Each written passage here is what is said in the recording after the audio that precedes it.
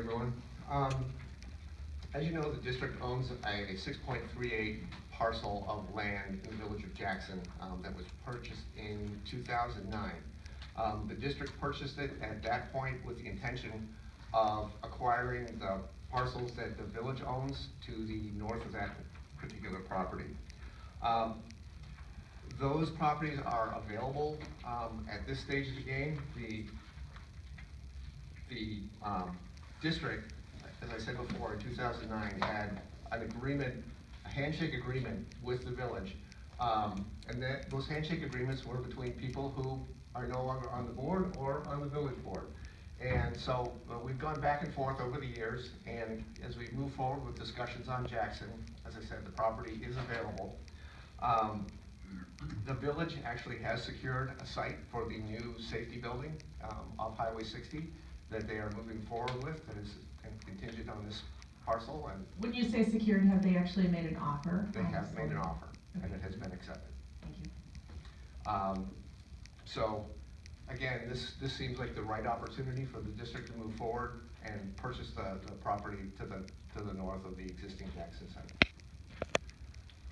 The total purchase price of $750,000. How do we come up with that number? That would be in money that we would have in Fund 40. Which one is it? I'm sorry. Let me rephrase my question. Not how do we come up with the money. How is that the purchase price? Because we had actually about a year ago, maybe a year and a half ago now, the district and the village had appraisals done of the property. We each used the same appraiser, paid for our own appraisals, and then exchanged documents. We had one done on the school site as well. So that's where the purchase price comes from. Okay. And then of course my next question is, where do we come up with the money? That, I'll let you handle that one, because I always get those two funds mixed up. The board has over the last several years put money in what's called the Jackson account, which is different than the Fund 46 account. The Jackson account is money in our general fund obligated cash reserves, and so it's in Fund 10, but it's been obligated over the last X amount of years for the Jackson account. And so that if the board in the city of the village of Jackson go forward with the agreement, the money would come from the Jackson fund account in Fund 10, which has been specifically earmarked for this type of activity, and it's not accessible to other type of activities. So earlier there was a question, how do you pay for it when you don't have the money? You do have the money, and it's specifically designed for this. One other comment that I would make is that in a couple weeks we'll have a discussion on a possible referendum. It's whether you go forward with a referendum at this point or not. The purchase of this land really isn't tied in directly with when a referendum will take place. It is tied in with the fact that you have 6 acres of land, and for all practical purposes, you need 9 to 12 acres for a new school. And so that it isn't, in order to do this, this just fuels the fire for the referendum. It really is non-related. This land is available at this point in time. There's been significant discussion over the last 6, 10, 12 years for the purchase of this land, and it certainly will be my recommendation down the road to proceed with this purchase, because we need this land for us to proceed whenever the board and the public decides we need to proceed. So a couple of questions, and maybe I think Karen's sitting back there, so she might have to jump in on this one. Can you tell us the $750,000 will not deplete the Jackson fund? There still are additional dollars there, correct? Karen, I believe it's close to $2 million.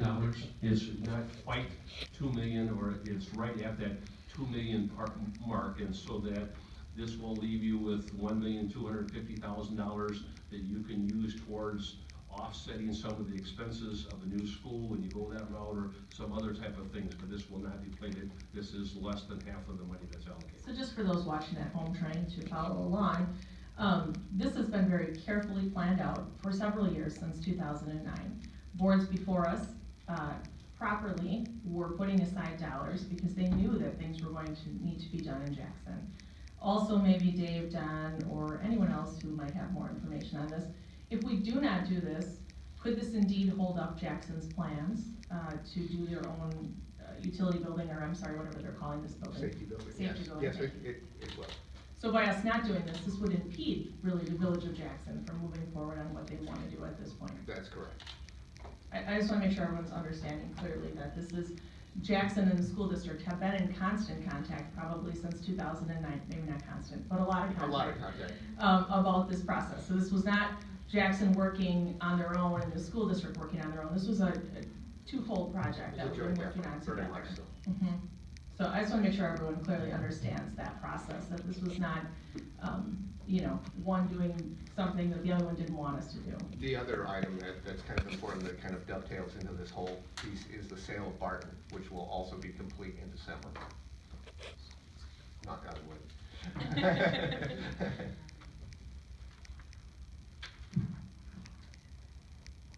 This is money saved for almost a decade now to buy this land, and it's come time that, like you said, it's time to do it. This is not, we're not raising taxes by buying this land. This is money coming out of our budget that has been, like Nancy said, carefully saved for almost a decade.